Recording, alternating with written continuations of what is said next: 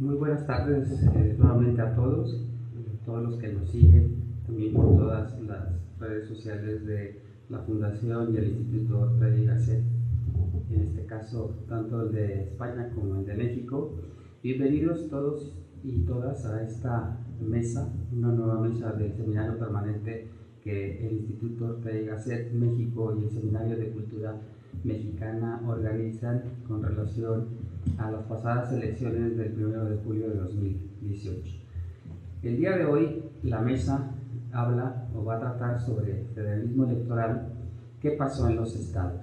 De lo que se trata es de que nuestros invitados, que ahorita los nombro, hablen y nos cuenten sus experiencias como funcionarios de la autoridad electoral de distintos estados y en distintas responsabilidades sobre lo que a su juicio ocurrió, pasó o puede pasar respecto al resultado de las elecciones en los estados.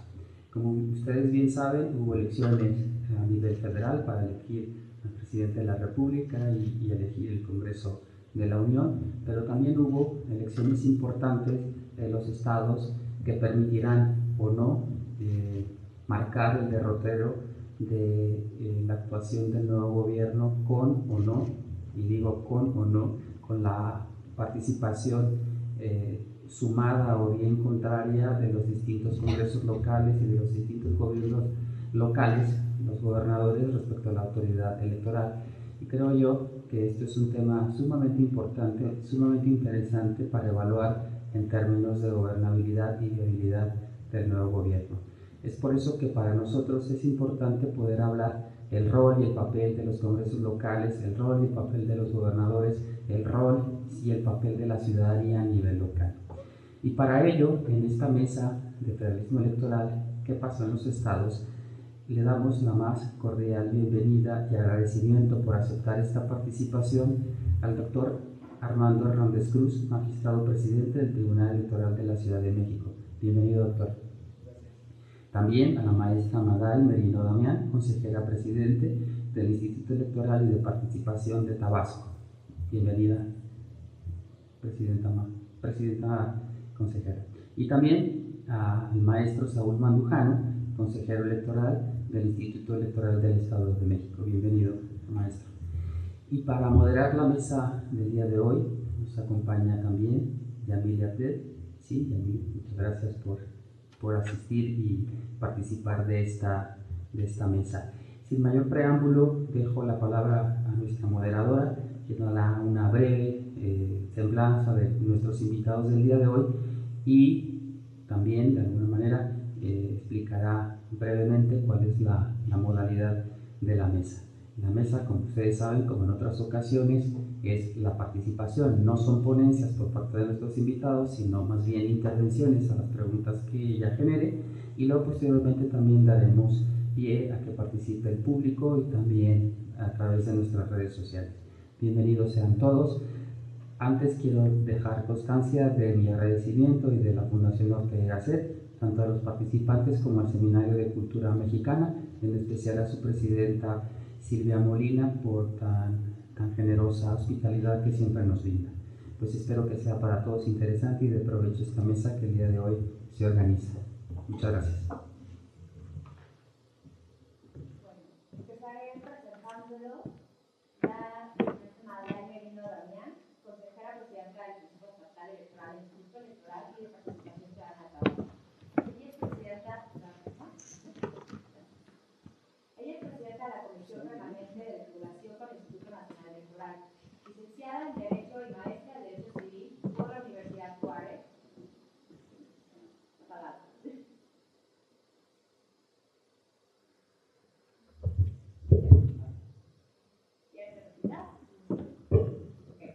Maday Merino Damián, consejera presidenta del Consejo Estatal Electoral del Instituto Electoral y de Participación Ciudadana de Tabasco. Ella es presidenta de la Comisión Permanente de Vinculación con el Instituto Nacional Electoral, licenciada en Derecho y maestra en Derecho Civil por la Universidad Juárez, Autónoma de Tabasco. Doctorado en Relaciones Exteriores y Derecho Internacional por el Instituto Ortega y Gasset en Madrid, España. Ha sido docente a nivel de licenciatura en materias relativas al derecho internacional público y privado en AJAT, así como a nivel de licenciatura en la Universidad del Valle, Campus Villahermosa, en materias relativas al derecho civil, y a nivel maestría en la Universidad Autónoma de Guadalajara, Campus Villahermosa, en materias relativas al derecho de autor. Bienvenido. El maestro Armando Hernández Cruz, magistrado presidente del Tribunal Electoral de la Ciudad de México, licenciado, maestro y doctor en el Derecho por la Facultad de Derecho de la UNAM y licenciado en Economía, especialista en Derecho Constitucional y Administrativo y en Derechos Humanos por la misma universidad, especialidad en Derecho Constitucional por la Universidad de Salamanca, España, y un curso de alta formación en Justicia Constitucional y Tutela Jurisdiccional de los Derechos de la Universidad de Pisa, Italia. Fue coordinador de asesores en el IEDF, secretario técnico de la Comisión de Gobierno de la ALDF en la segunda y cuarta legislatura y secretario técnico de la mesa directiva de la Cámara de Diputados en la 59 legislatura. En el 2008 fue director general de Derechos Humanos en la PGR. Bienvenido. El consejero electoral del Instituto Electoral del Estado de México, Saúl Mandujano Rubio, bienvenido, licenciado en Derechos por la UNAM y maestro en Derecho Electoral por el Instituto de Investigaciones y Capacitación Electoral del Tribunal Electoral del Poder Judicial del Estado de Jalisco. Magistrado supernominario del Tribunal Electoral del Estado de México en el 2002-2005, magistrado número del TEM en el 2005-2008, asesor en el Tribunal Electoral del Poder Judicial de Federación, adscrito a la Quinta Sala Regional de febrero del 2010 a febrero de 2011. Secretario particular de Magistrado Regional, adscrito a la Sala Regional Toluca del 2011 al 2012 y secretario de Estudio y Cuenta Regional, adscrito a la Sala Regional Toluca del 2012. Como verán, personas con alto conocimiento que el día de hoy nos van a aportar mucho. Les vuelvo a reiterar la invitación que ya hizo el maestro Francisco Parra para la intervención de ustedes y para algunas preguntas, tanto como los que van siguiendo este foro por vía streaming. Bueno, vamos a empezar por hablar. Creo que algo que todos tenemos un poco de duda es: Morena arrasó todas las elecciones. La única que no, bueno, fue en el caso de Guanajuato, lo cual creo que nos tiene un poquito en duda de qué va a pasar con esto. Entonces, empezaremos por la pregunta inicial, no sé si alguno en especial quiera tomar la palabra, donde nos puedan decir qué es lo que pasó en los estados, qué es lo que ustedes vieron sobre el comportamiento. Claro.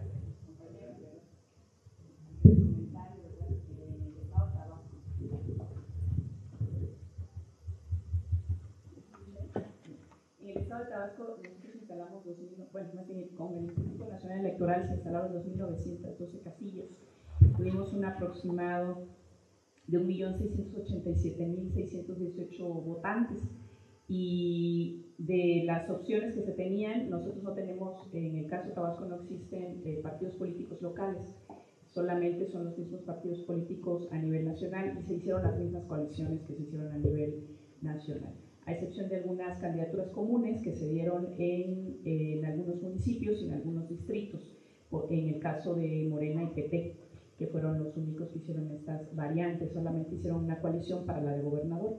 Y específicamente en el caso Tabasco, bueno, pues todos los distritos, absolutamente todos los distritos fueron ganados, todas las diputaciones fueron ganadas por este partido, que es el Partido Morena, 16 solo, y las demás, que fueron 5, a través de una candidatura común de PT y Morena. En el caso de los municipales, nosotros tenemos 17 municipios, y de los 17 municipios, 11 municipios gana Morena,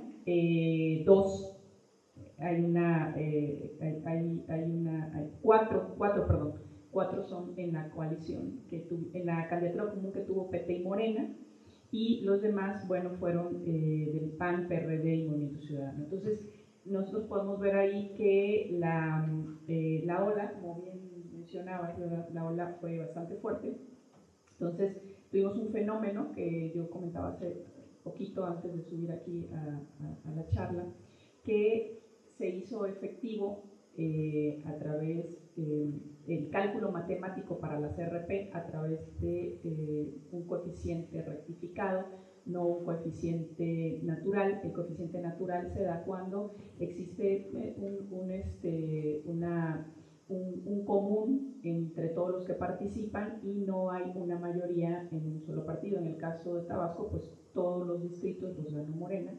Entonces, por la naturaleza propia de este sistema de RP, no se podía entregar una RP a Morena, entonces se tuvo que utilizar por primera vez este coeficiente rectificado, que solamente daría RP a los partidos políticos que alcanzan el porcentaje y que por supuesto se encuentran todavía dentro de la mesa.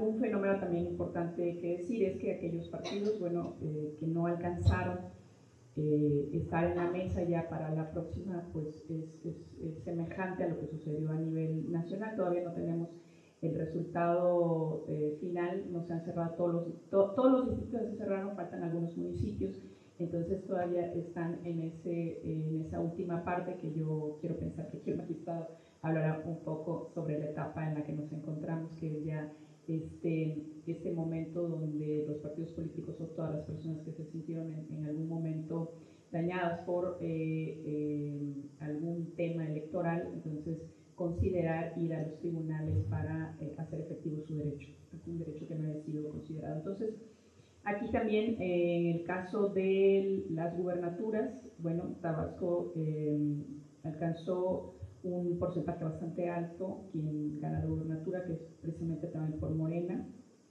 PT y Encuentro Social. Esta sí era una coalición, y fue una participación ciudadana que nosotros tuvimos a nivel general de un 70% en el estado. Entonces, que obtuviera más de un 60% de la participación ciudadana, creemos que es una participación muy activa y muy fuerte, dirigida hacia un solo candidato. También es importante decir que el trabajo en conjunto que se hizo con el Instituto Nacional, y esto lo quiero decir también, nos llevó a tener un orden y una coordinación en cuanto a los resultados, porque los resultados los podemos obtener de diferentes maneras. Los resultados, los preliminares, que son el conteo rápido y el pre, y el posterior que se tiene dentro de los distritos o los municipales, que es este cómputo, y los tres tipos de resultados que se obtuvieron tuvieron un porcentaje semejante. Entonces eso nos da a entender que fue una elección donde estos cómputos distritales reflejaron lo que en su momento nos dio como resultado el conteo rápido realizado por el INE, y obviamente también el PRE. Entonces no sé si me excedí en el tiempo, pero más o menos esto fue lo que sucedió allá en Tabasco. Si me permite, Yamil, para dar un poco la visión del Estado de México, Armando Maray. En el Estado de México hubo una coalición, la de Juntos Haremos Historia, integrada por Morena, el Partido del Trabajo y Encuentro Social, y hubo otra coalición, la que integró el PAN, el Movimiento Ciudadano y el Partido de la Revolución Democrática. Morena registró junto con el PT y Encuentro Social una coalición parcial en donde postularon candidatos en 44 de los 45 distritos del Estado, y ganó 42 distritos de los 44 en los que postuló Morena. La modalidad en el Estado de México es que el convenio de coalición que celebró Morena con el PT y Encuentro Social signó el origen de 11 candidatos para el PT, 10 candidatos para Encuentro Social y 21 para Morena. Bajo esta fórmula, cuando se dieron ya los cómputos distritales y al instituto le tocó asignar la representación proporcional, considera Morena como un partido político individual y no dentro de una coalición. Y entonces le asignó el instituto a Morena todavía representación proporcional.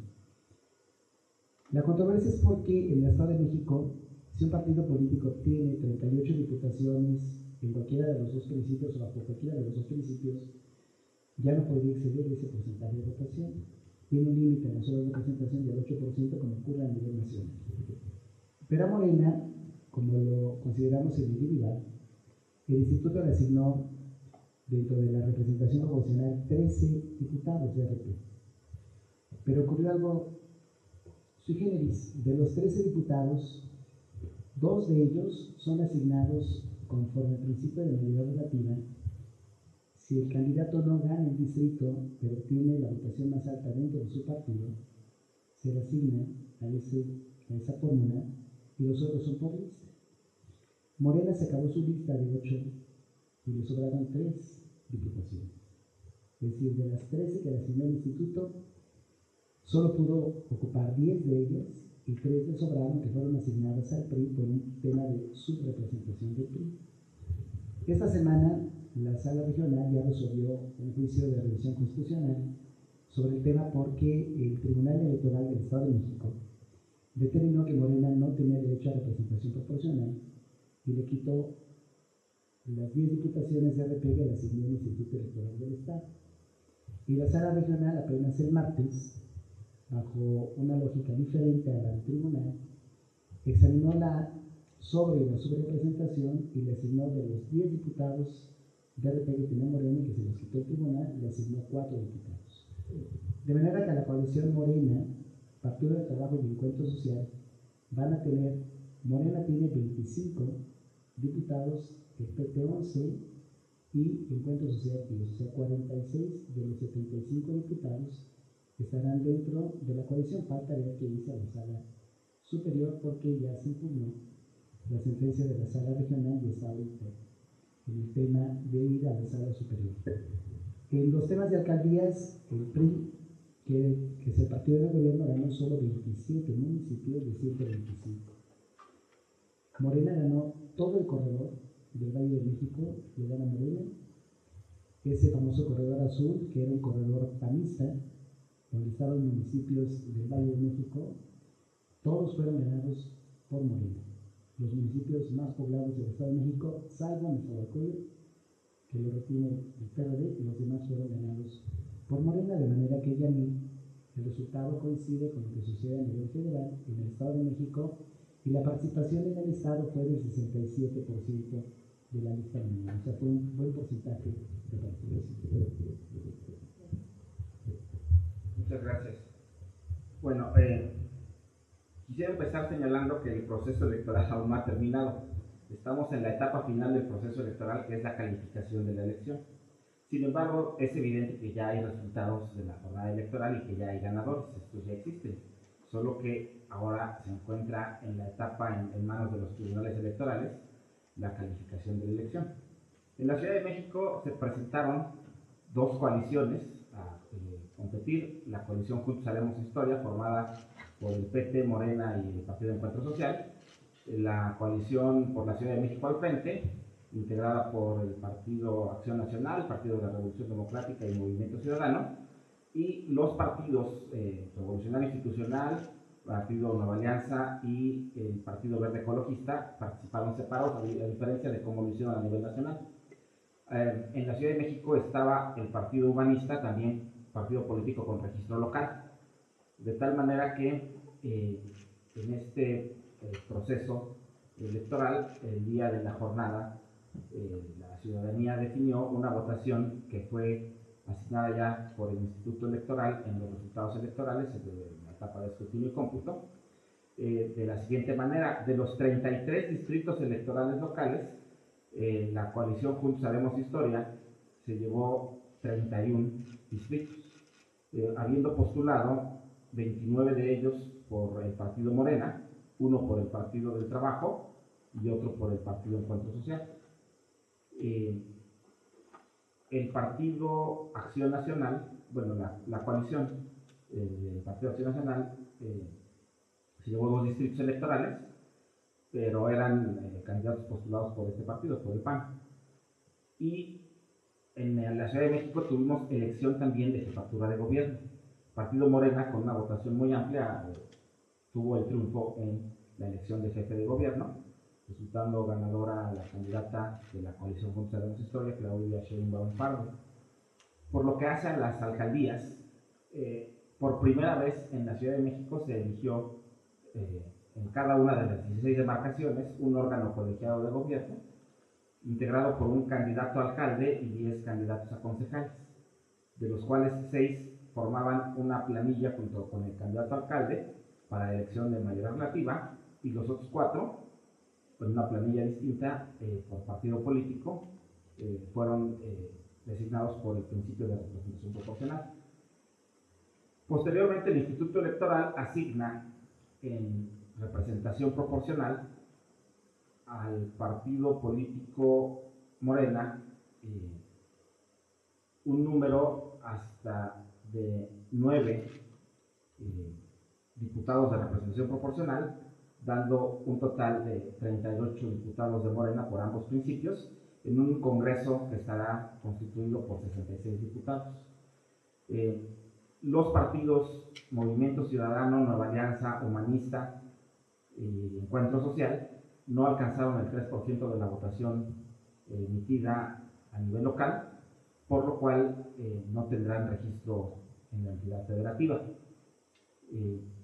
Y en la asignación de representación proporcional le tocaron al Partido Revolucionario Institucional 6 diputados, al Partido de la Revolución Democrática 6 diputados, al Partido Acción Nacional 9 diputados, y con los 2 de mayoría tendrá 11 integrantes en el Congreso, y al Partido del Trabajo 2 de representación proporcional, y Verde Ecologista 3 diputados de representación proporcional, dando un total de 66 diputados que integrarán el Congreso local. Esta decisión del Instituto Electoral de la Ciudad de México fue impugnada ante el Tribunal Electoral, y hace unos días se resolvió el medio de impugnación relativo a la elección de representación proporcional, de tal manera que ya se encuentra en la Sala Regional de Ciudad de México el medio de impugnación en contra de la resolución emitida por el Tribunal Electoral, que confirmó, y creo que por primera vez en la historia, confirmó el Tribunal Electoral de la Ciudad de México la decisión de asignación de representación proporcional emitida por el Instituto Local. Lo usual había sido que la asignación del instituto fuera modificada por el Tribunal Local, nuevamente por la Sala Regional, y en muchas ocasiones incluso en una última modificación que ha sufrido por la Sala Superior del Tribunal Electoral del Poder Judicial de la Federación. Pero en esta ocasión, por lo pronto, en la primera instancia, el Tribunal Local fue confirmada la asignación de RP. Pero aún se encuentran en sustanciación los medios de impugnación relativos a las elecciones de alcaldías y concejales en la Ciudad de México, de tal forma que a más tardar el 1 de septiembre de este año se tendrá que emitir la resolución de los distintos medios de impugnación, que fueron bastantes, en materia de elecciones de alcaldías y concejalías en la Ciudad de México. Insisto, para nosotros es una novedad, es la primera vez que se da este tipo de elección, y es la primera vez que se aplican en la Ciudad de México las reglas de la Constitución de la Ciudad de México y de la ley electoral en materia de elección de alcaldías. Por lo tanto, me parece que seguirá siendo un tema sin duda de interés el analizar y revisar los criterios que se emitan sobre las distintas reglas en los que ya aplicó el Instituto Electoral para la asignación de alcaldías y concejalías. Muchas gracias. ¿Hay algo que quisieran aportar de acuerdo a estos comentarios? Es un comentario que hizo Armando ahorita. Menciona Armando que en la Ciudad de México, Morena, a pesar de los triunfos que tuvo, solo perdió 2 distritos de 33, dices. A pesar de eso, le asignaron representación proporcional y el tribunal confirmó la asignación de RP que hizo el instituto. Es una pregunta, Yanni, porque en el Estado de México el instituto le asignó a Morena RP y el tribunal local le revocó todos los diputados a Morena por el tema de que consideró que Morena debería ser tomado como una coalición. Eso fue el criterio del tribunal, y el instituto considera a Morena como partido político. Es decir, de los 42 distritos que ganó la coalición Juntos Haremos Historia, Morena obtuvo el triunfo en 21 con candidatos propios, el PT en 11 con candidatos del PT porque aparecen en el padrón de militantes del Partido del Trabajo, y 10 de Encuentro Social. Entonces el instituto sí considera a Morena individual y le asignó diputados de representación proporcional. Me parece que el criterio del Tribunal de la Ciudad de México fue similar a lo que nosotros aplicamos en el Estado de México. No sé, Al menos un cuestionamiento que cabe. A mí me parece aquí importante señalar que en la Ciudad de México la proporción era anteriormente para la Asamblea Legislativa, incluso para la que está integrada hoy, de 40 diputados de mayoría relativa y 26 de representación proporcional. La Constitución de la Ciudad de México establece una nueva fórmula, me parece que es una novedad en todo el país, en la que se determina que habrá 33 diputados de mayoría relativa y 33 de representación proporcional. Será el primer congreso integrado en una proporción 50% de mayoría, 50% de representación proporcional. Esto da una fórmula que creo que hace algo de diferencia o bastante diferencia en el proceso de asignación de los diputados de RP. Es decir, son más diputados de RP, la mitad de los diputados son de RP, entonces por eso a Morena le tocaron en la Ciudad de México un número importante de diputados de representación proporcional.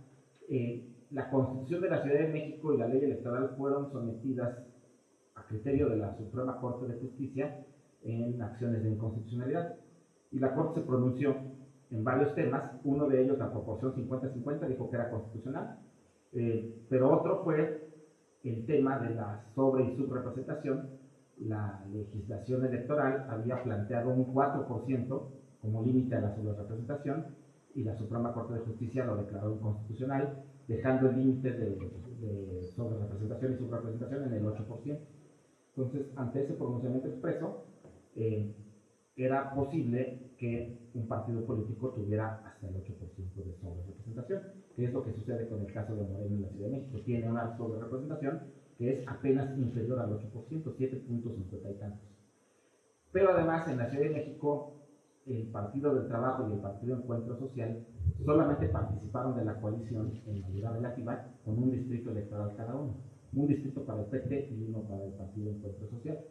De tal manera que, por estas razones, me parece que las condiciones sí varían significativamente en lo que sucedió en el Estado de México, y dan un resultado distinto, en donde al partido político Morena pues le tocaron 9 diputados de representación proporcional con una sobrerepresentación apenas inferior al 8%, como lo establece la Constitución. Muchas gracias. Vaya, nada más hacer el comentario que, indistintamente de los temas de sub y sobre representación, que como bien dicen, 8% representa el mínimo, el estándar determinado por la propia legislación. Insisto, en el caso de Tabasco, como todos los ganan un solo partido, bueno, ahí ya no aplicaba, porque estábamos diciendo que todos los de mayoría relativa, pues lo tenía ya un solo partido prácticamente, entonces ya no entraba en ese juego de decir si se le daba o no se le daba. Entonces automáticamente bueno, se consideró que no, y se vio como una figura única dentro de nuestra propia legislación, y vaya, nunca se había dado esa figura, ¿no? Entonces por eso el cálculo para los RP fue diferente, yo creo que en cualquier otro estado, que finalmente es por coeficiente natural, aquí lo tienes que hacer por coeficiente rectificado. Ese nada más. Y hacer también el comentario que para Tabasco uno de los temas importantes fue también que ahorita el tema paritario, esta conformación tanto de los ayuntamientos, de la integración de ayuntamientos como la integración también del Congreso, se da paritariamente, y tenemos un 52% en la mayoría de todos los cargos para mujeres, y el otro 48% es para los hombres. Entonces eso pues ayuda mucho el tema también de que un solo partido haya tenido todo, porque vaya a como presentó sus listas, pues así se dieron, ¿no? Entonces creo que eso ayudó bastante también para el tema paritario, y considerar que bueno, fue una de las figuras también importantes mencionar en este proceso electoral. Y si me permiten también hacer un comentario de otra figura, que es el tema de reelección consecutiva también. Sí tuvimos nosotros participación de alcaldes o regidores que ya habían estado, y solamente de regidores, solamente dos fueron reelectos. De ahí, bueno, ningún edil que se encuentra en primera posición tuvo la reelección. Fuera, pues, todos los demás ganaron a como venía dado dentro de los partidos, bueno, del partido ganador, ¿no? Estamos representados en la mayoría por el partido Morena. ¿Esto va a ser bueno para la democracia y cómo afecta al ciudadano o no afecta en nada? ¿Ustedes cómo lo ven? Que la mayoría va a estar representada. Bueno, yo creo que ahí la votación fue contundente, ¿no? Si nosotros hablamos de votación, de participación ciudadana primeramente y después de votación, bueno, sabemos que el ciudadano decidió quién quería que lo gobernara. Eso es algo muy real. Los que estuvimos en los procesos de organización que nos dábamos cuenta mucho de la participación tan alta que se dio, y bueno, el ciudadano dijo, quiero que me gobierne este partido o quiero que me gobierne esta persona, y bueno, eso se tiene que respetar. En el caso de qué es lo positivo o qué es lo negativo, yo ahí podría decir que lo bueno es que se respetó la voluntad ciudadana.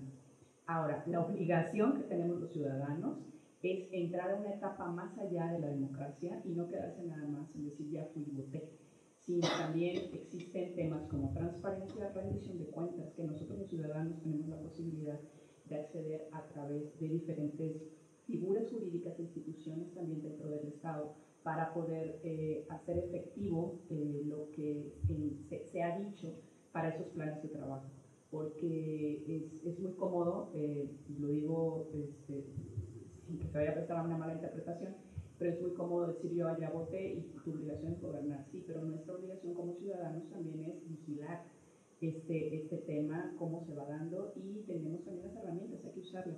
Tenemos muchas herramientas de participación ciudadana, no todos los estados la tienen, eso también es bueno comentarlo. El estado de la Ciudad de México y el Estado de México tienen elementos de participación ciudadana muy importantes, Tabasco no los tiene aún, pero claro que a nivel nacional están, y nosotros podemos hacer efectivo esta exigencia que nosotros debemos tener como ciudadanos. No podemos quedarnos estáticos diciendo ya pasó, ya fue la jornada, ya fui, voté, cumplí con mi trabajo y ya.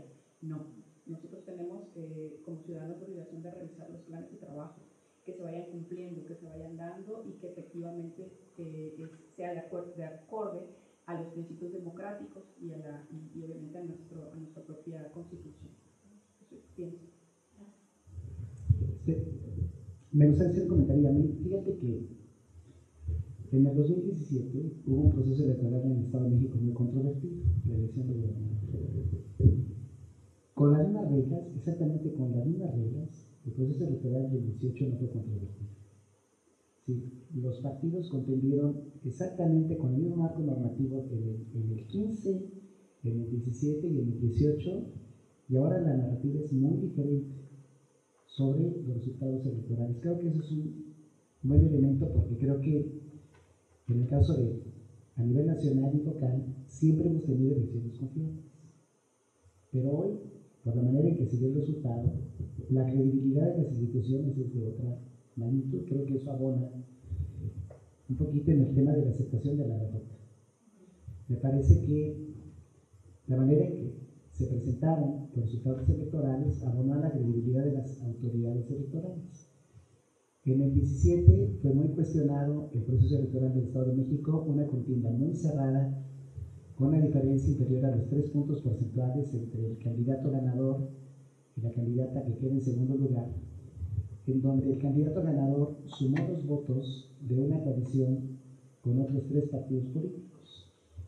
El PRI, en el 17, queda en segundo lugar de la votación detrás de Morena, pero a los votos del PRI habría que sumarle los votos de Nueva Alianza, de Encuentro Social y del Verde Ecologista, que le dieron el triunfo al candidato de la coalición, que fue Alfredo del Mazo. Pero fue muy controvertida. Bueno, con ese mismo marco normativo, exactamente el mismo, sin ningún ajuste legal, el resultado del 18 fue muy diferente. Entonces, creo que ese tipo de elecciones que le pueden abonar credibilidad a la autoridad electoral cambian la narrativa. Ese tema de la posverdad, que es muy reiterado, ahora no lo vivimos, al menos en el Estado de México. Es cierto que están impugnados, se impugnaron 11 distritos de 45, se impugnaron 86 municipios de 125, esos todavía están, como lo dijo Armando, el proceso aún no termina, están por resolverse en las próximas semanas por el Tribunal Electoral del Estado de México, y hubo mucha litigiosidad en el Estado, sí la hubo, pero me parece que la narrativa cambió. Es un elemento. Ahora, la sentencia de este martes de la Sala Regional es una sentencia con un gran impacto político para el Estado de México por la manera en que queda integrada la legislatura local. Es muy diferente una coalición con 52 diputados de 75 que una coalición de 46 diputados de 75, porque cambia la manera en que se aprueban las reformas constitucionales en el Estado. De manera que con 52 diputados la coalición Juntos Haremos Historia podría modificar la Constitución sin el acompañamiento de las demás fuerzas políticas. Hoy, con esta sentencia, se requiere al menos el acompañamiento de otra fuerza política para cambiar la Constitución, y me parece que es un tema interesante. Para los contrapesos que están a nivel nacional, me parece que están, ayer en un seminario en la Universidad Nacional Autónoma de México, se platicaba el tema de los contrapesos, sobre cuáles son los contrapesos de un presidente, digamos, con esta legislatura, acompañado de manera tan sólida, con una legislatura mayoritaria, ¿no? Más de 300 diputados a nivel federal, más de 55 senadores a nivel federal. ¿Cuáles son los contrapesos? Y la conclusión es que los contrapesos deben estar en otro lado. Quizá ya no suena en la legislatura, pero habrá que buscarlos en otro lado. Me parece que en el Estado de México los contrapesos existen, dado que no consiguió la mayoría absoluta la coalición, y eso permite que haya contrapesos dentro del Poder Legislativo. Yo agregaría, además de lo que ya se dijo, la importancia de que las autoridades electorales le demos certeza y legalidad a los resultados de la elección. Finalmente, lo que se busca es hacer que se respete la voluntad popular, y pues la sociedad decidió votar por un partido político en forma mayoritaria, y esto se refleja en estos resultados. Pero además, el modelo electoral que tenemos incorpora la figura de la representación proporcional tanto en el Congreso local como en las alcaldías, en el caso de la Ciudad de México, de tal manera que se aporta un valor democrático significativo, que es el de la pluralidad. Al tener diputados de representación proporcional que representan principalmente a aquellos partidos políticos minoritarios, aquellos que no tuvieron triunfos de mayoría, esto permite tener una composición plural de un órgano tanto legislativo como los órganos de las alcaldías en las demarcaciones, de tal manera que esto tendrá que impulsar necesariamente el diálogo, el consenso, la toma de decisiones por órganos colegiados, de manera tal que incorpore otras visiones en el trabajo legislativo o en el trabajo que hacen las alcaldías o que harán las alcaldías, de tal manera que el propio diseño me parece que de alguna forma garantiza de cierta manera una construcción más democrática que si tuviéramos órganos integrados solamente por mayoría relativa. Cuando yo escucho aquellas voces que hablan sobre la necesidad de desaparecer o eliminar diputados tanto federales como locales, siempre pienso que desde mi posición, desde mi concepto como especialista en estos temas, yo hablaría de eliminar diputados de mayoría y no de representación proporcional, al revés de lo que siempre se dice. Porque los diputados de representación proporcional lo que hacen es aportar la pluralidad y la necesidad de diálogo y consenso al órgano colegiado, de tal manera que me parece que incluso existen otros modelos en otros países donde se da mucho más peso a la representación proporcional por esta calidad, digamos, desde mi punto de vista, más democrática que la elección simplemente de una mayoría relativa. Con estos resultados, ¿hay riesgo de que los estados e instituciones electorales sufran de la centralización del poder? ¿Quién quiere empezar? Creo que por la sonrisa. Hay un modelo, hay un sistema nacional electoral que se construye a partir de 2014. Ese sistema tiene al Instituto Nacional Electoral como un instituto que coordina, tiene una labor, digamos, de complementación con los institutos electorales locales. En el Estado de México llevan 3 elecciones con este sistema nacional electoral. La del 2015 generó varios problemas operativos, como era la recolección de los paquetes electorales. Tuvimos una elección compleja, porque en el 2015 los paquetes electorales se trasladaban primero al órgano distrital del INE y de ahí se le daban a los consejos municipales o consejos distritales locales, y esto demoró mucho la operación del programa de resultados electorales preliminares. El PREP arrancó muy tarde, arrancó a cuentagotas, y esto generó alguna inquietud en la manera en que operó. En el 2017 tuvimos una elección local, no había elección federal, de manera que no hubo elección concurrente, los paquetes se trasladaron sin problema. En el 2018 operó mucho mejor. La recolección de paquetes no tuvo los problemas del 2015, no tuvimos un solo paquete extraviado. Se instalaron el total de las casillas, más de 19,000 casillas, todas operaron. Solo el 7% de los ciudadanos insaculados fueron tomados de la fila para la elección del 1 de julio, y me parece que operó bien, pero yo creo que el sistema sí merece o sí habilita algún ajuste, porque este trabajo de concentración del INE en algunas áreas me parece que todavía brinda oportunidad de mejorarlo. Por ejemplo, mencionaría uno, el tema de la casilla única. La casilla única da lugar a que los funcionarios cuenten al menos 5 elecciones, como ocurrió en esta ocasión, y el trabajo es sumamente laborioso. Las casillas cerraron por una cuestión natural tarde, y creo se intentó que hubiera un cómputo simultáneo, que al mismo tiempo de que se llevara el cómputo de las elecciones federales se llevaban a cabo las locales. La Sala Superior determinó que tenía que seguirse en un orden, y esto demoró mucho. Yo soy más partidario que, como han funcionado bien las elecciones, haya 2 casillas, una para la elección local y una para la elección federal.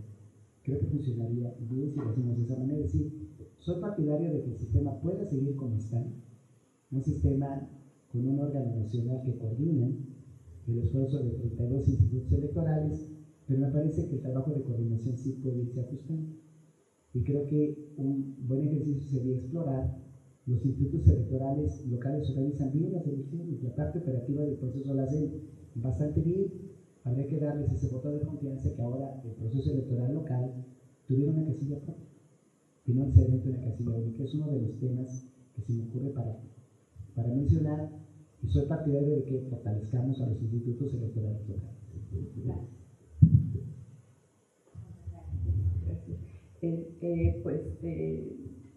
Yo más que considerar poner dos mesas directivas de casilla, en la parte operativa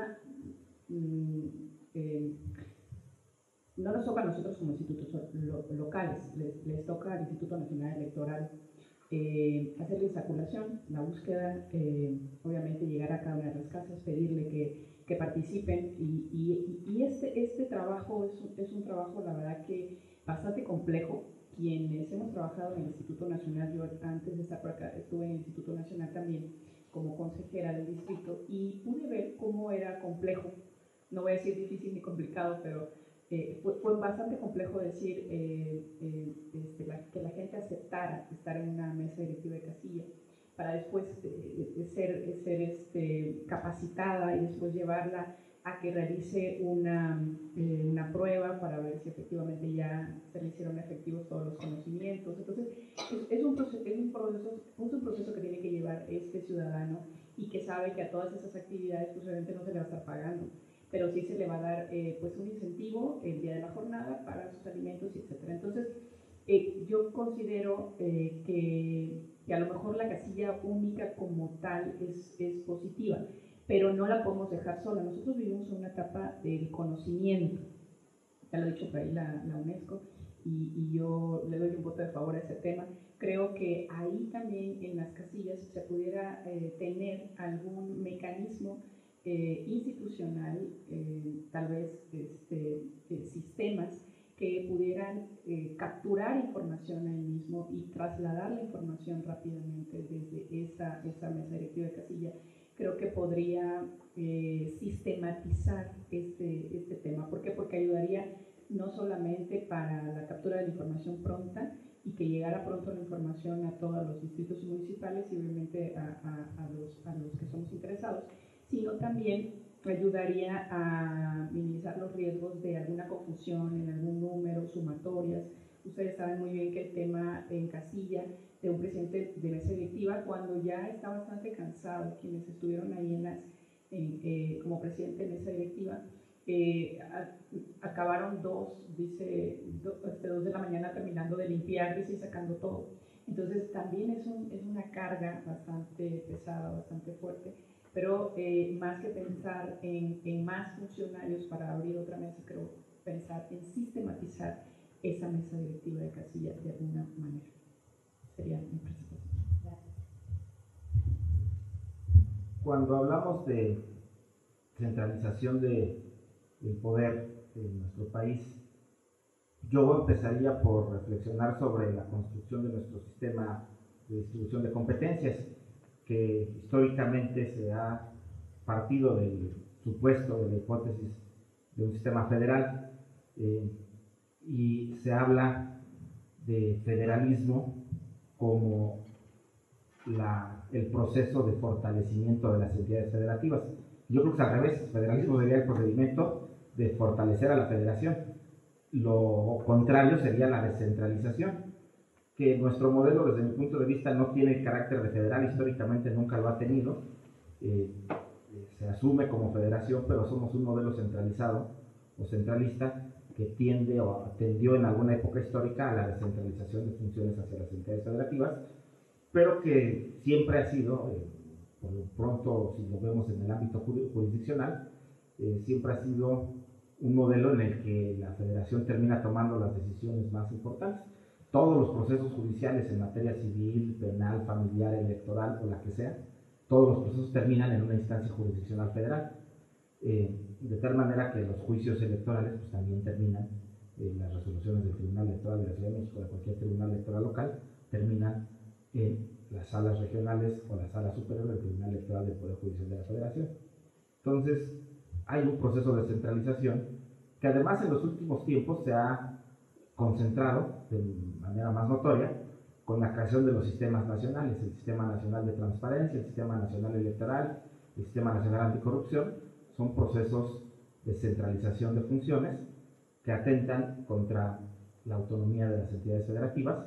Yo no diría que atentan contra el federalismo, porque mi idea de federalismo es precisamente fortalecer a la federación. Entonces son procesos federalistas porque fortalecen a la federación, pero van en contra de las autonomías de las entidades federativas.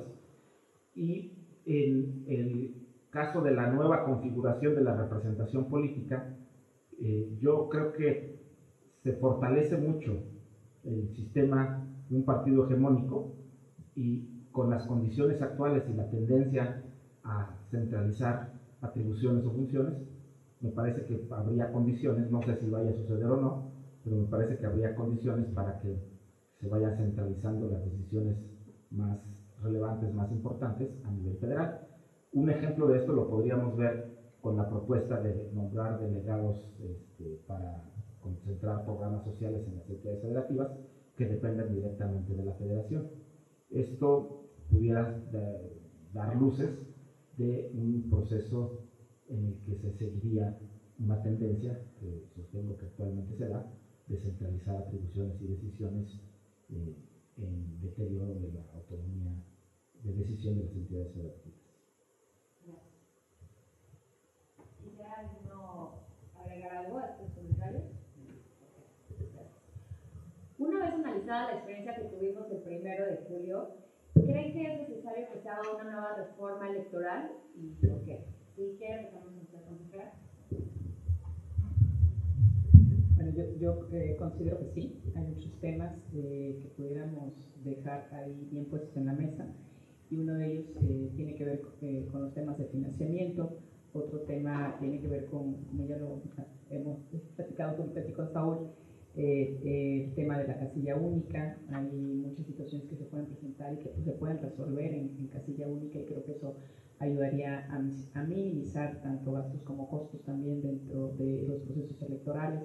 Y bueno, el tema del costo de un proceso electoral siempre es bastante complejo, por el número de personas que participan y no solamente el número de personas, sino también el material, por ejemplo, con el que nosotros hacemos una boleta. Si ustedes revisan, en el caso de Tabasco, no sé cómo estén las demás boletas, pero en el caso de Tabasco tiene un sinnúmero de candados visibles, no visibles, que se pueden ver a simple vista, otros con la luz ultravioleta. Entonces, y aparte cada partido político le pone un candado que no se ve, que es como una línea, solamente la puedes ver con 40 hilos.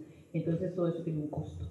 Y entre más candados le pongamos, pues más costos vamos a tener, aparte de que el papel es un papel seguridad bastante, con una producción bastante única o sumamente única, y todo eso representa también costos, ¿no? Entonces el tema todavía da para mucho. ¿Por qué? Porque es un tema que tiene que ver con temas de inseguridad.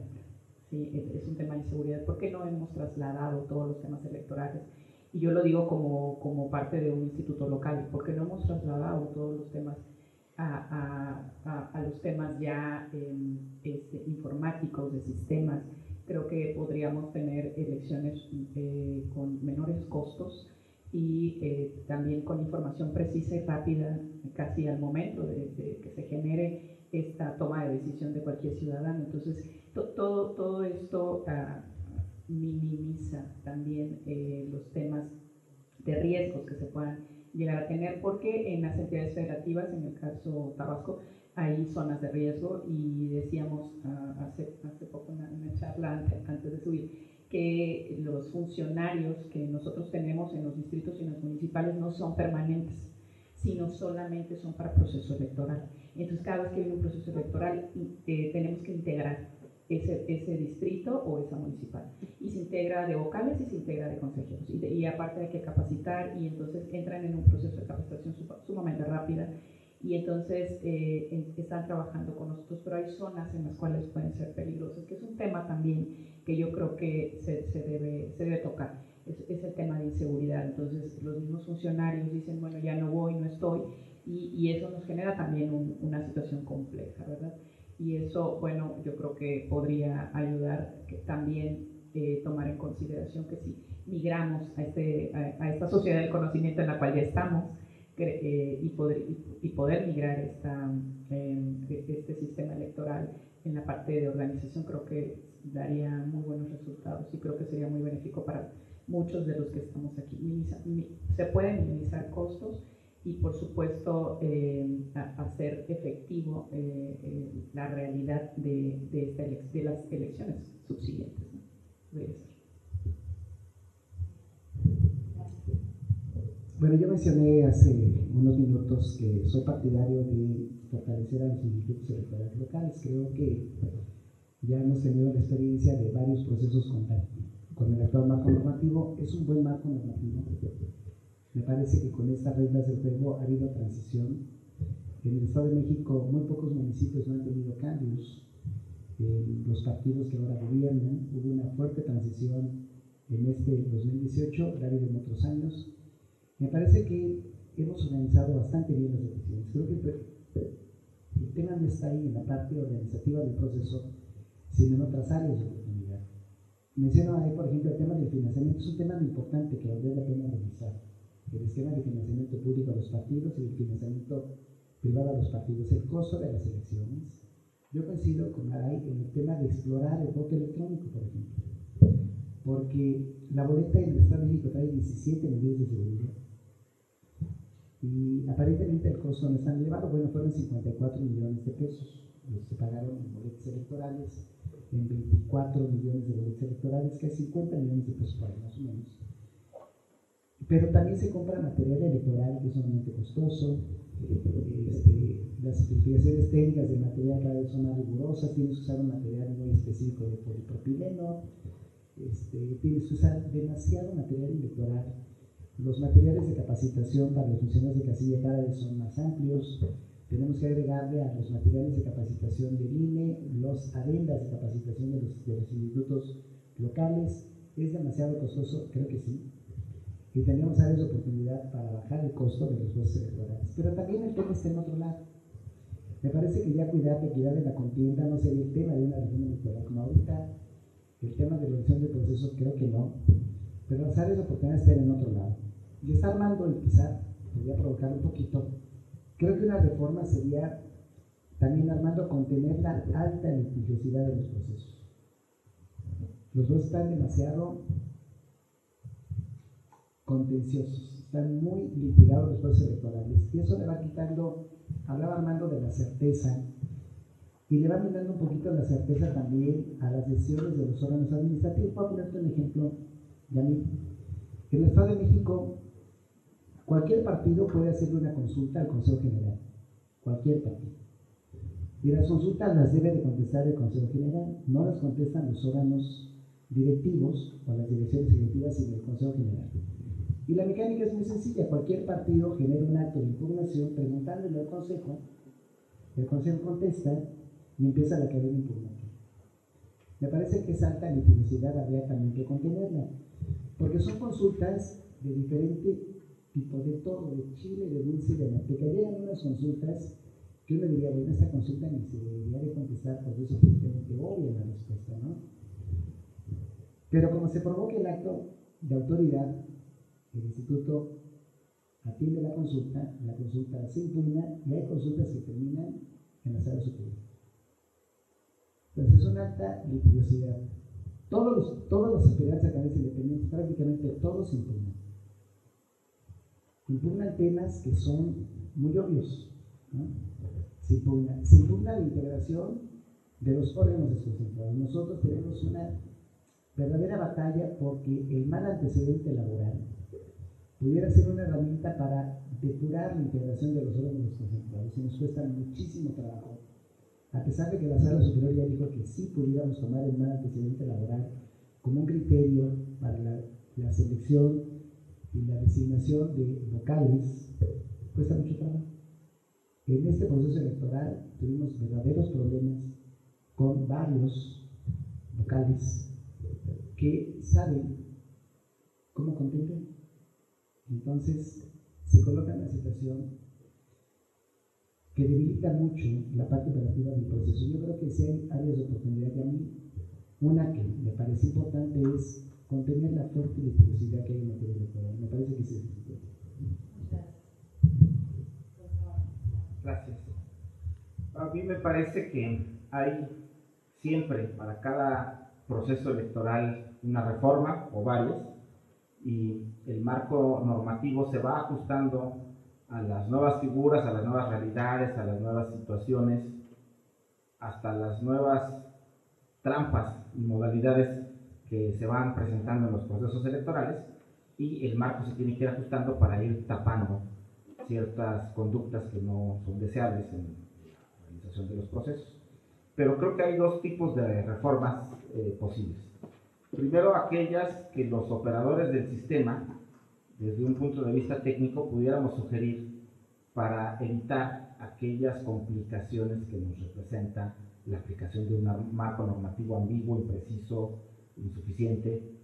Creo que podemos, de los órganos administrativos y jurisdiccionales, realizar, tanto en el ámbito local como en el ámbito federal, una serie de propuestas técnicas para mejorar la operación del sistema en aspectos muy concretos y específicos de carácter técnico. Y hay otras áreas de oportunidad que corresponden a la naturaleza de la toma de decisiones políticas, al ámbito de los actores políticos tomadores de decisiones, sobre el diseño institucional, sobre ciertas figuras con las que podríamos nosotros estar de acuerdo o no, pero que están en otra cancha esa toma de decisiones. De tal manera que yo no me pronunciaría incluso por cuáles son esas áreas de oportunidad. Es decir, hay muchas cosas que como especialista en estudios electorales yo pudiera sugerir, pero como servidor público en la actividad que actualmente desempeño, creo que no es mi competencia hacer señalamiento de cuáles son los aspectos que habría que revisar. Pero sí creo que muy probablemente quienes consideran, desde la perspectiva de los actores políticos tomadores de decisiones, que debe mejorarse el funcionamiento de las instituciones, podrían a partir de las experiencias de los últimos procesos electorales, valorar la pertinencia o no de mantener, cambiar, modificar o tomar nuevas decisiones sobre los modelos de organización institucional, tanto de los institutos como de los tribunales electorales, sus procesos de designación, sus procesos de creación, las relaciones entre los órganos federales y los órganos locales,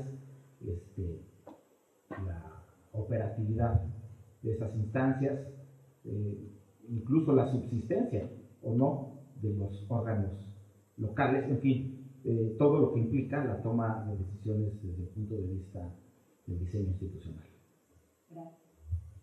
Ya hablamos del alto costo que tienen las elecciones, pero ahora me gustaría que nos platicaran cuál es su opinión sobre el financiamiento público que se tiene hacia los partidos. ¿Creen que se debe modificar? ¿Se va a mantener? Y otra pregunta, ¿el 3% es correcto? ¿Se sube o se baja? Si quieren empezamos con los temas fiscales. Pues lo que estaba diciendo hace rato precisamente es que esos temas me parece que son decisiones políticas que deben tomar quienes ostentan la representatividad colectiva y no corresponde desde mi punto de vista a los órganos operadores del sistema, como en este caso con la función que represento en el Tribunal Electoral de la Ciudad de México, opinar sobre eso. Es decir, el 3% es un umbral que es una decisión política, está vigente. Yo no podría calificarla si es correcta o incorrecta, o si es bien, o si debe ser mayor o menor el umbral. Y lo mismo sucede con el modelo de financiamiento público. En mi opinión, en mi concepto, son decisiones políticas que le corresponde tomar a quienes diseñan el sistema político, el sistema de partidos, el sistema electoral, con sus distintas variantes. Por eso no me pronunciaría respecto a estos dos puntos en específico. Bueno, nosotros tuvimos un caso en el estado de Tabasco porque en nuestra ley hablaba sobre el financiamiento que se le da a los candidatos independientes, que me voy a ir por ese camino porque cuando nosotros hicimos los lineamientos decíamos, ¿será posible que pudiera tener un porcentaje de apoyo o de financiamiento semejante a aquel sujeto que va a participar por un partido político, uno que es independiente? Pues no, porque tiene solamente el mínimo, que es como si fuera un partido nuevo.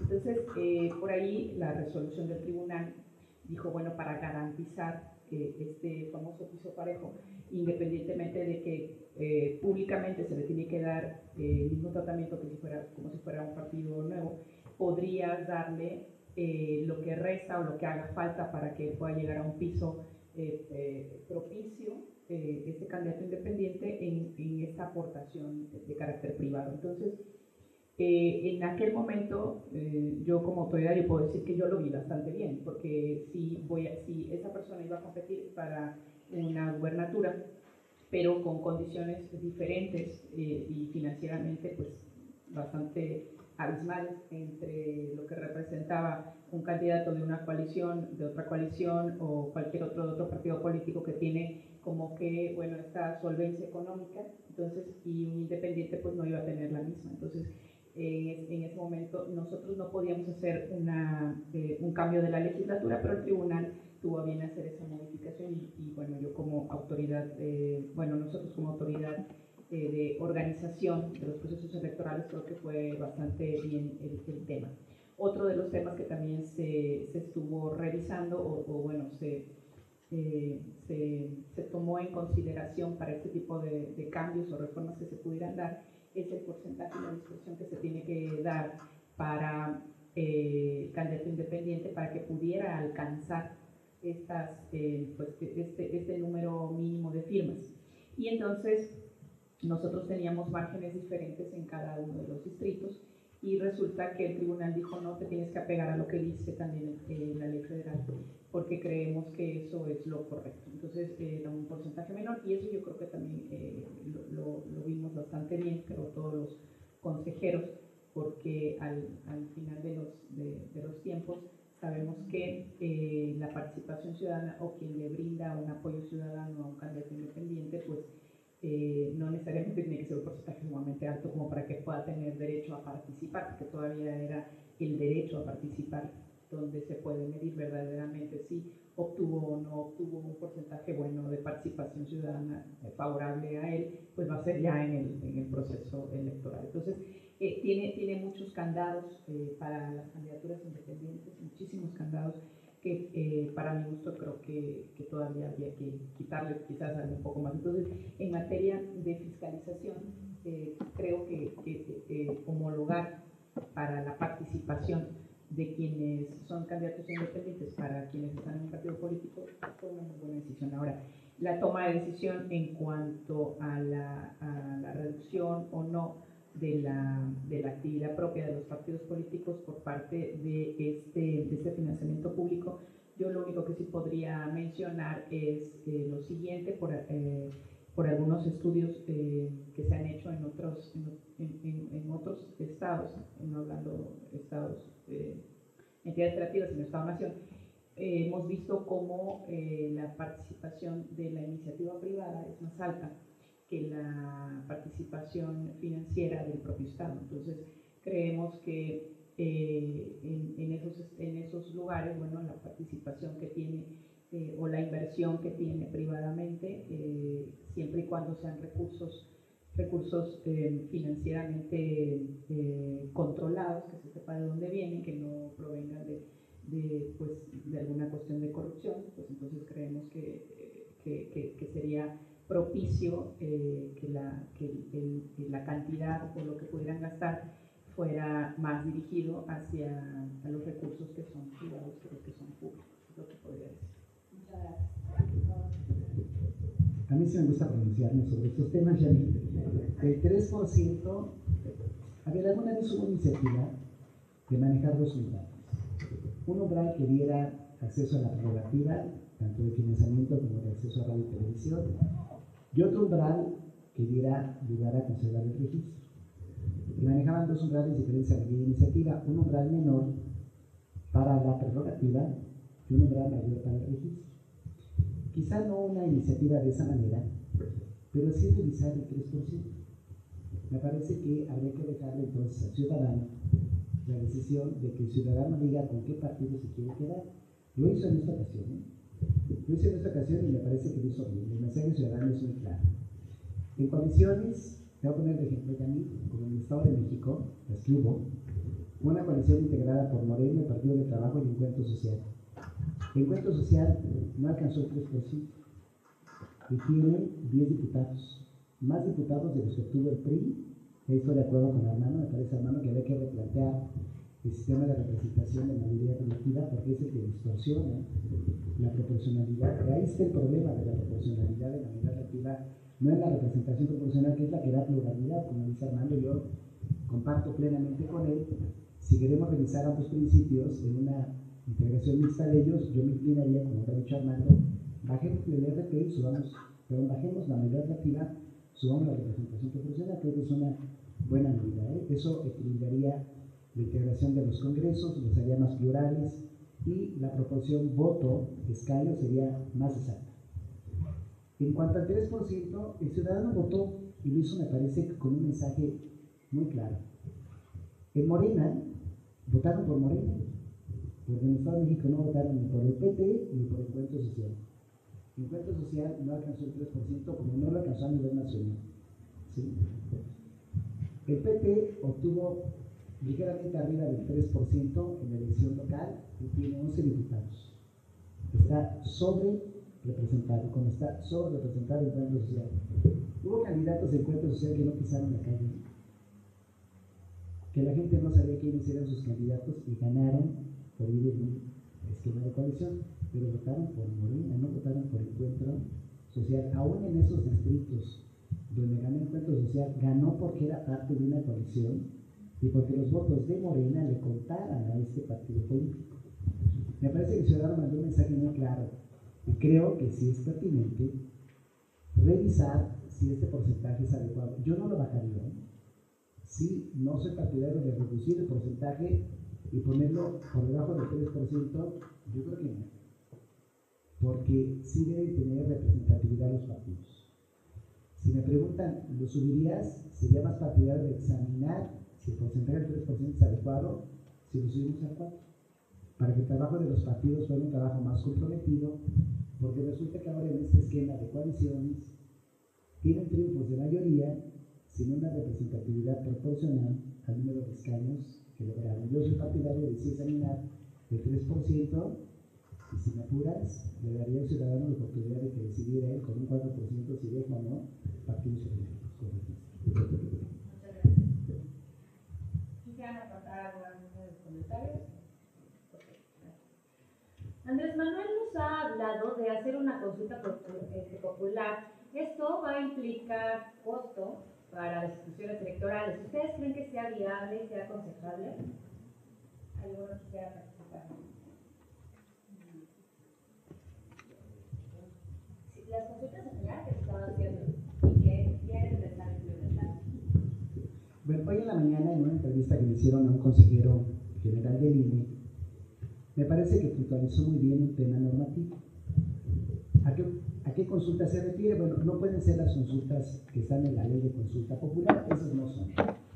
Porque el marco normativo de esas consultas establece una serie de requisitos, como la temporalidad en que se deben de formular las consultas.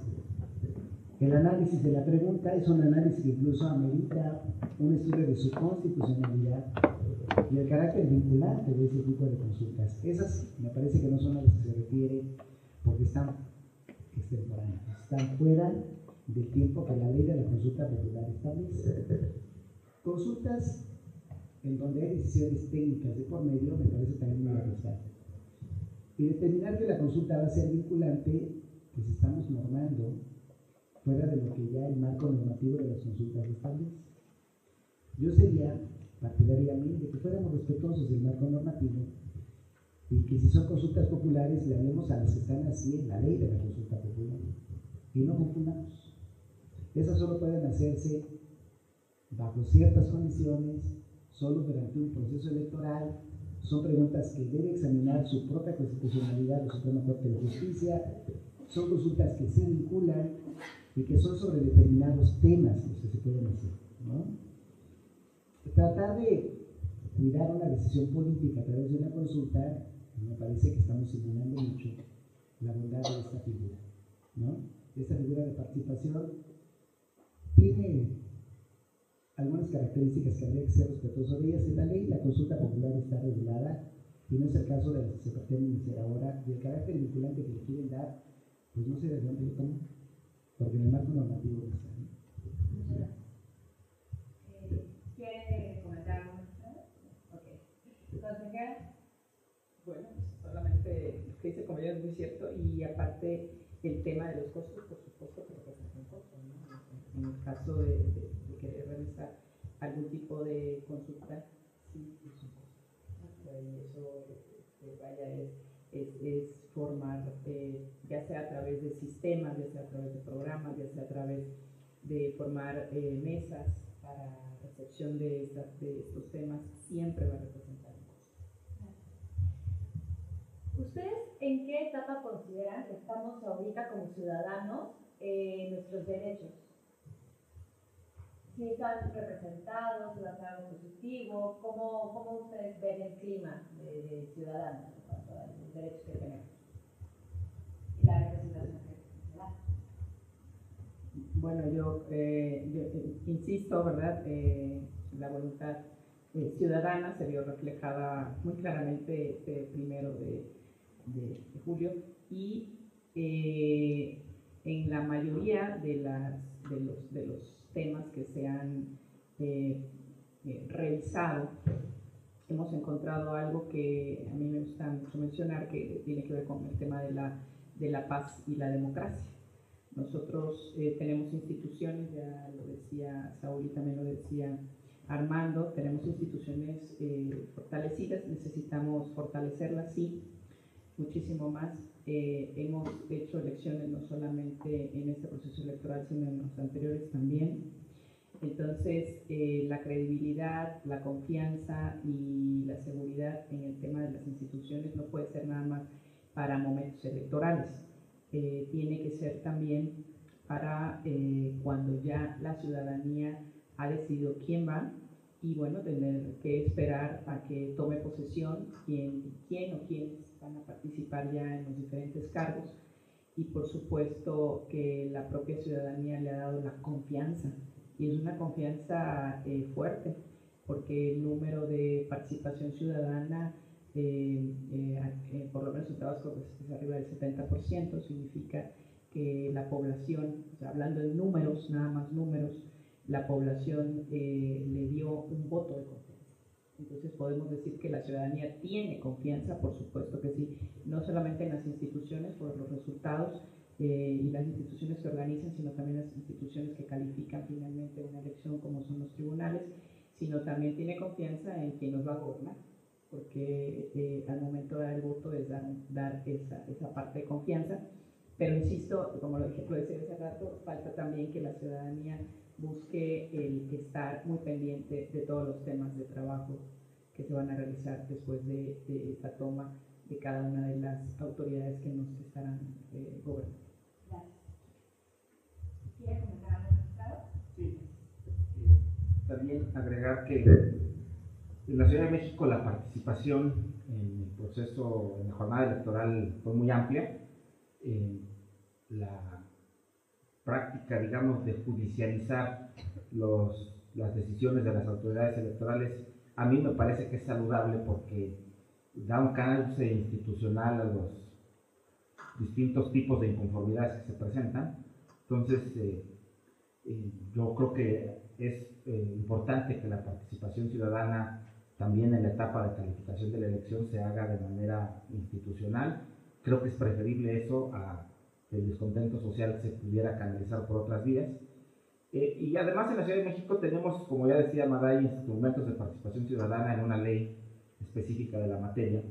El próximo día, domingo 2 de septiembre, habrá una consulta ciudadana sobre el presupuesto participativo. Aún siendo año de proceso electoral, también tenemos todos los años esta consulta y otros instrumentos de participación, pero en el caso de la consulta de este año, pues implica también distintas inconformidades que se presentan en las etapas del proceso de consulta, que también de las cuales conoce el Tribunal Electoral de la Ciudad de México, lo cual nos da una actividad intensa y constante, terminando las impugnaciones de proceso. Y bueno, ya estamos también sobre la marcha resolviendo impugnaciones de la consulta ciudadana, de tal manera que me parece que el modelo participativo de la Ciudad de México, la Constitución establece distintos tipos de democracia, representativa, participativa, y la legislación, la ley de participación ciudadana, que tiene ya muchos años de existencia, le dan a la ciudadanía mecanismos importantes para incidir en la toma de decisiones. Como decía la consejera Maday, no basta con ir a votar y pensar que ahí se acaba la obligación ciudadana, digamos, en materia democrática, sino que es importante supervisar, evaluar y estar al pendiente de otros procesos de toma de decisión, y qué mejor que hacerlo de manera institucionalizada por conducto de los mecanismos que en el caso de la Ciudad de México ofrece la legislación local. Sí. En las próximas semanas, el Estado de México va a terminar un informe similar al informe país que elaboró hace 3 años el INE, que habla acerca de la construcción de ciudadanía. En este informe, que está por cumplirse ya en el Estado de México, que también se hace con investigadores de mucho prestigio de Colmex, la conclusión es muy similar al informe país.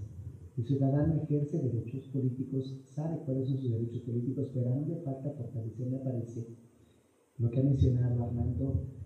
La ciudadanía no se concreta a votar cada 3 años. Creo que va más allá de votar cada 3 años. Y no hablaría de un déficit de ciudadanía, pero sí me parece que es una oportunidad de fortalecimiento de la ciudadanía. Porque creo que hay todavía espacios de oportunidad en donde este ejercicio de derechos ciudadanos se puede ampliar, se puede potencializar. En este informe que se está elaborando, que ya está a punto de concluir, repito, las conclusiones son muy similares a las del informe país del INE. El ciudadano participa electoralmente cuando ejerce el voto, pero se abstiene de otros mecanismos de participación que parece que son importantes. Hace rato preguntaba Jenny, ¿cuáles son los contrapesos? Yo te decía, los contrapesos están fuera del legislativo. Y tal vez los contrapesos están en la organización civil, donde los ciudadanos tienen la oportunidad también de servir de contrapeso al ejercicio del poder público. Me parece que ahí está una área de oportunidad para construir ciudadanía. Los espacios de participación son muy amplios, a veces no se utilizan lo suficiente. No conozco cuál sería el porcentaje de participación en esta consulta que hará la Ciudad de México el próximo domingo.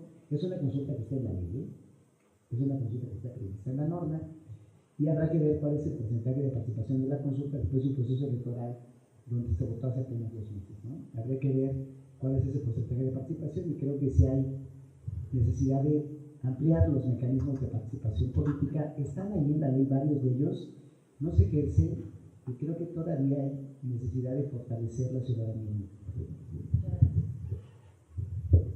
Vamos a proceder a las preguntas que los acompañantes que están aquí el día de hoy han realizado. Hay una pregunta dirigida para usted, doctor Armando, donde nos dice que comentó sobre la reducción de la representación por mayoría relativa. ¿Qué porcentaje es el que usted recomienda? Yo ya he mencionado en un par de ocasiones que desde mi punto de vista el diseño de la representación política y el diseño de las instituciones corresponde a la representación política tomar este tipo de decisiones. Lo que señalé es que la Constitución de la Ciudad de México estableció una proporción de 50% de mayoría relativa y 50% de representación proporcional, y esta fue calificada de constitucional por la Suprema Corte de Justicia en el juicio de acción de inconstitucionalidad que fue promovido respecto a esta porción normativa. Y también señalé que existen otros países en donde, como el caso de Alemania, por ejemplo, el Congreso se acerca lo más posible a la representación proporcional pura. Es decir, como decíamos hace rato, la integración del órgano legislativo es, en el caso de Alemania y de otros países, directamente en la proporción, como decía Saúl, de porcentaje de escaños corresponde a porcentaje de votos recibidos por un partido. Pero, insisto, son decisiones políticas que me parece que no nos corresponde tomar a los órganos técnicos operadores del sistema, sino a los representantes populares que en algún momento dado son quienes tienen la representatividad democrática para tomar ese tipo de decisiones. Muchas gracias. Claro. Yo coincido con Armando, plenamente. La distorsión en la representación viene de la mayoría relativa, ¿no? El ejemplo está lo que hemos mencionado. A nivel nacional, Yamil nos pone el ejemplo. Encuentro Social no tiene registro y va a tener más diputados que el PRI, sin registro nacional. Es una clara desproporción en el número de escaños comparado con el número de votos que recibe. Ese sistema hay que revisar. Yo soy partidario de la pregunta, diría, ¿qué porcentaje? Armando puso el caso de Alemania. Hay varios países, como Alemania, que tienen un sistema de representación pura, en donde los escaños se asignan con base en el porcentaje de votación obtenido. Si me preguntas cuánto, yo sería más agresivo decir, quitemos la mayoría relativa y vamos a quedarnos solo con la representación proporcional. Creo que sería más proporcional la representación de esa manera, porque evita distorsiones, y te quitas hasta del umbral del 8% de sobre y subrepresentación. Vamos con la representación pública. Muchas gracias. Hay una pregunta que está dirigida para usted, consejero, en el que nos comentan qué piensa de la forma en la que se eligen los consejeros locales. Bueno, esta fórmula operó desde el 2014 y mejoró sensiblemente porque en el pasado, antes del 14, los consejeros eran designados por los congresos o por las legislaturas de los estados, y el factor político de la integración era muy evidente. No te diría un reparto de cuotas, pero sí era necesariamente un acuerdo político entre las diferentes fuerzas las que permitía la designación de los consejeros. Hoy los consejeros son designados por el Consejo General del INE, pasan por diferentes filtros, desde, primero, una valoración de elegibilidad si cumplen los nuevos requisitos que están previstos en la norma, luego un examen de conocimientos que aplica una institución educativa. Bueno, en este caso el CENEVAL es el que aplica el examen de conocimientos. Si lo acreditas, luego viene un ensayo que es calificado por una institución de educación superior o una institución de investigación como el Colmex. Después pasas una entrevista con los consejeros del Instituto Nacional Electoral y luego viene la designación. Y curiosamente, apenas el día de hoy, la Sala Superior resolvió un tema sobre un requisito que se estaba agregando a la selección de los consejeros de los hombres, que era un examen de personalidad, que la Sala Superior determinó que es excesivo. Creo que tiene toda la razón la Sala Superior de que es excesivo, pero me preguntas, ¿está bien el sistema? Yo te diría que es excesivo, porque tiene varios filtros, tiene una fuerte connotación académica, profesional. El examen de Ceneval no es cualquier cosa. Está aquí Maray, que recitó el examen como lo tuve que recitar yo. Y no es un examen tan sencillo como parece, es un examen complicado. En el Estado de México hubo, cuando me tocó participar, 300 aspirantes y solo pasan a la segunda etapa 25. De manera que creo que el proceso es un proceso adecuado. Yo no le metería mano al proceso de designación. Creo que está bien, dejémoslo en un órgano como el Instituto Nacional Electoral, suficientemente acompañado por instituciones con gran prestigio como el Ceneval, como la propia Universidad Nacional Autónoma de México o como el Colegio de México, que son los que acompañan, en este caso, la elaboración de los ensayos que se elaboran. Muchas gracias.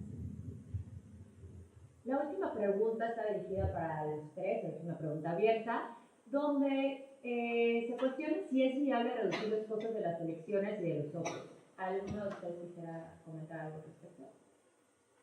Bueno, yo había comentado algo al respecto y el tema de sistematizar creo que brindaría muchísimo tema de recursos, evitaría gastos, tal vez, pero bueno, este es un tema que, como bien ha mencionado aquí el magistrado Armando, son temas estructurales y no tan fácilmente se pueden dar modificaciones desde nada más desde los institutos locales.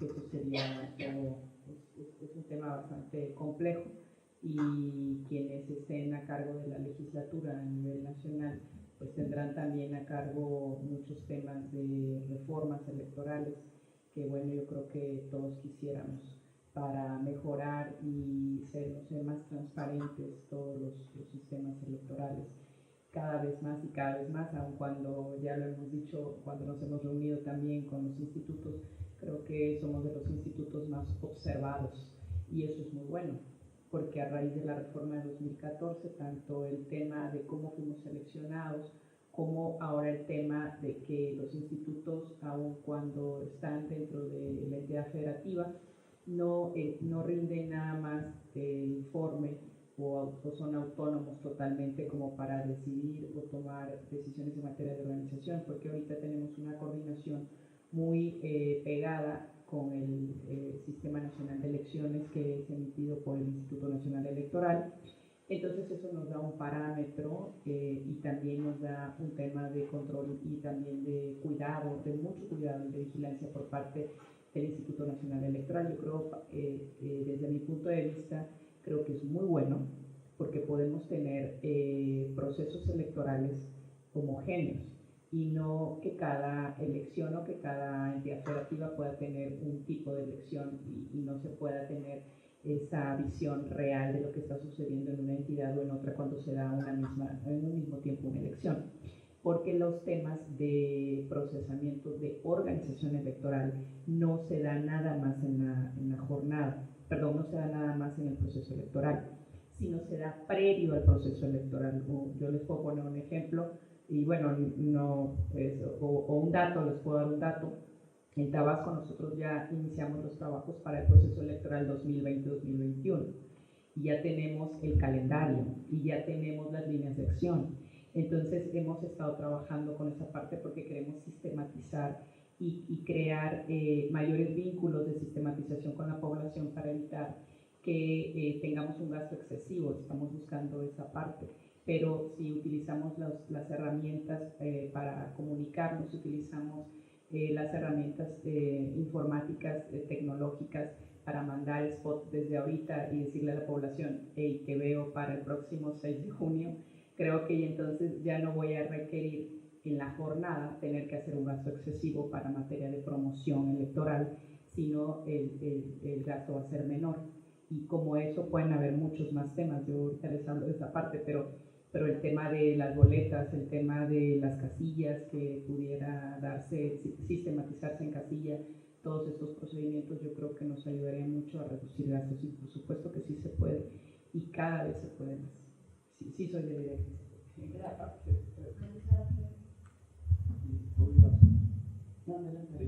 Bueno, yo creo que en principio siempre es saludable pensar en la racionalización del gasto público. Es indispensable que optimizar los recursos públicos de tal manera que se obtengan los mejores resultados con la menor inversión de recursos públicos. Creo que en ese tenor también es fundamental, sobre todo ante la política de austeridad que ha sido anunciada como medidas generalizadas que tomará la siguiente administración a nivel federal, a nivel de las entidades federativas, el Congreso Federal. Ante esta política de austeridad es importante tener en cuenta que la disminución en el uso de recursos públicos no debe comprometer o no debe poner en riesgo la viabilidad de la operación de los órganos públicos. De tal manera que, por ejemplo, el Tribunal Electoral de la Ciudad de México aplica políticas de austeridad y racionalidad del gasto público desde hace tiempo y lo seguirá haciendo. Si hay restricciones presupuestales o otras políticas de austeridad que tendrán también como parte de la austeridad que ya se viene implementando, pero debe haber un punto en el que no se puede disminuir el gasto en la operación de los órganos electorales que ponga en riesgo su funcionamiento. En el caso de los partidos políticos, el financiamiento público puede ser arbitrariamente considerado excesivo o puede ser arbitrariamente considerado muy bajo, pero es una decisión que se ha tomado históricamente, que en nuestro país se privilegia el financiamiento público por encima del financiamiento privado, porque cualquiera de los modelos trae sus ventajas y desventajas, sus consecuencias. Privilegiar el financiamiento público como el financiamiento privado como el sistema norteamericano permite la injerencia de intereses privados en los procesos electorales, en la toma de decisiones públicas. En fin, todos los modelos tienen sus ventajas y desventajas. En México, la decisión política que se ha tomado es privilegiar 70% financiamiento público, 30% financiamiento privado. Con ese modelo hemos venido funcionando. Si cambia la decisión en aras de disminuir el gasto de partidos políticos y esto incrementa la participación privada en las campañas electorales y en el funcionamiento de los partidos políticos, solo creo que se tendría que medir el riesgo y las consecuencias que esto puede implicar, pero insisto, es una decisión que se toma en otra cancha y creo que siempre es saludable, decía yo, implementar políticas de austeridad, de racionalizar el gasto, de disminuir gastos excesivos y llegar a un punto de equilibrio en el que el gasto sea el menor necesario, sobre todo tratándose de recursos públicos, obteniendo los mejores resultados. Que dijo el magistrado es muy cierto. Siempre el tema de reducción no puede trastocar los temas de límite para no permitir que se lleve a cabo una elección correctamente. Eso es lo único que no podría darse.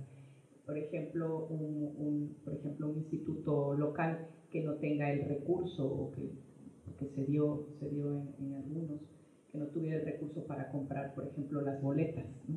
Ahorita no tenemos un sistema electrónico. Cuando lo tengamos, pues no vamos a tener esa problemática. Entonces no podemos rayar, eso es lo único, en el tema de evitar que se dé o que se propicie los temas de organización de una elección. Ese es el límite, ¿no? Ese es el límite del cual tenemos que estar muy pendientes todos. Señora Yamil, sí se puede reducir los costos, indudablemente que sí. Pero ya lo mencionó Armando, lo acaba de confirmar Maday, sin exponer la organización del proceso y la operatividad correcta de las autoridades electorales. Pero para que pueda bajar, hay un elemento fundamental: cambiemos el chip. Los procesos se construyen con base en la desconfianza recíproca. ¿Por qué no los hacemos con base en la confianza recíproca? Para organizar un proceso, dice Maday, ya empezaron ustedes para el del 2020 a 2021 con una serie de actividades. Es larguísimo el proceso electoral. Lo arrancamos en la primera semana de septiembre, Armando, del 2017, ¿no? Todavía no termina. Los presidentes municipales en el Estado de México van a rendir protesta el 1 de enero. Quiere decir que todavía en diciembre pudiéramos estar esperando sentencias de los tribunales, ya en ese caso sería de las instancias federales, con el riesgo de una elección extraordinaria, ¿no? Que tocamos madera para que no haya, pero el proceso es larguísimo, y no solo es largo, es muy oneroso en la manera en que se construye el proceso, porque el trabajo en comisiones, Maday lo conoce muy bien, Armando lo conoce bien, el trabajo en comisiones es exhaustivo. Las comisiones hacen un trabajo que se ve poco, porque no se hace el Consejo General o el aparador está en el Consejo General, pero el trabajo de comisiones es extenuante, y las comisiones sesionan con mucha frecuencia, y cada sesión implica un costo adicional, y la desconfianza en las comisiones, como la desconfianza en el proceso, no disminuye. Entonces creo que tenemos que cambiar un poco el chip para abaratar el proceso. Cambiemos la construcción del mismo y apoyemos de la confianza recíproca y no la desconfianza mutua.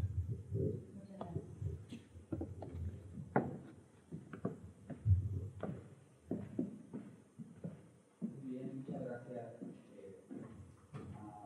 a todos los participantes del día de hoy. Yo iba a decir una cosa que se me quedó ahí, estaba yo sentado y dije, bueno, qué bueno que yo no fui candidato a nada, ¿no? Y esto porque les iba a preguntar ahorita la delgada línea entre ser funcionario electoral o representar a las instituciones electorales y luego aparte ser ciudadano. Entonces yo les iba a preguntar, digo, abusando de que tenía el micrófono, y decía, bueno, qué bueno que yo no fui candidato porque seguramente me hubieran anulado la elección, porque siempre voy con mi camisa de Pumas y luego iban a decir que DHL o mi FED o tal financiaron o quién sabe qué con mi elección. Entonces, ¿qué pasa ahí con esta historia, ¿no? Por ponerse una camisa de Tigres y pensar que será una elección por esta causal. ¿Qué opinión tienen como ciudadanos de esta decisión que se adoptó? ¿Alguien, magistrado, consejero? Porque si no, no podría ir con mi camisa de Pumas, seguramente no me hubieran anulado con la elección. Yo voy a darte mi opinión. Yo leí el criterio, lo revisé, sigo sin encontrarle una lógica, ¿sí? Porque ahora resulta que tu vestuario puede ser motivado o puede motivar una fiscalización adicional porque se supone que estás recibiendo un financiamiento, digamos, sui generis, ¿no? Resulta que ahora hasta la libertad de vestimenta está siendo controlada por una pauta interpretativa. Creo que hay límites también para la interpretación de la norma, Y yo también hubiera venido con la playera de Pumas. Yo vine con la bandita, digo, igual no la descubren, pero bueno. ¿Magistrado, alguna opinión sobre esto? Yo creo respetuosamente que quizá por mi formación como juez electoral las sentencias se cumplen, no se cuestionan. Es un criterio. La unidad de fiscalización del INE dijo no se deben sumar estos gastos a los gastos de campaña. Es sujeto a un medio de impugnación. La Sala Superior del Tribunal Electoral del Poder Judicial de la Federación dijo se deben considerar como gastos de campaña. Es una cuestión de criterios jurídicos, criterios de aplicación de la norma, y pues es una decisión de la Sala Superior del Poder Judicial de la Federación, y entonces la unidad de fiscalización deberá computar estos como gastos de campaña. Es decir, yo no tengo una opinión material sobre el sentido de la decisión. Es una decisión judicial y tendrá que ser acatada por el órgano de fiscalización. Muy bien. Bueno, muchas gracias. Bueno, reiterarles el agradecimiento a los tres y a nuestra moderadora del día de hoy. También invitarles a ustedes a las próximas mesas que se van a estar organizando aquí en el Seminario de Cultura Mexicana y también por parte del Instituto y la Fundación Ortega y Gasset. Como muestra de nuestro agradecimiento y también a la generosidad de participar en estas mesas, les vamos a dar un pequeño reconocimio como muestra de gratitud a los participantes del día de hoy. Por favor, al doctor Armando Hernández Cruz, si es tan amable de recibir este presente. A la maestra también Maday Merino, sí, también orteguiana, por cierto.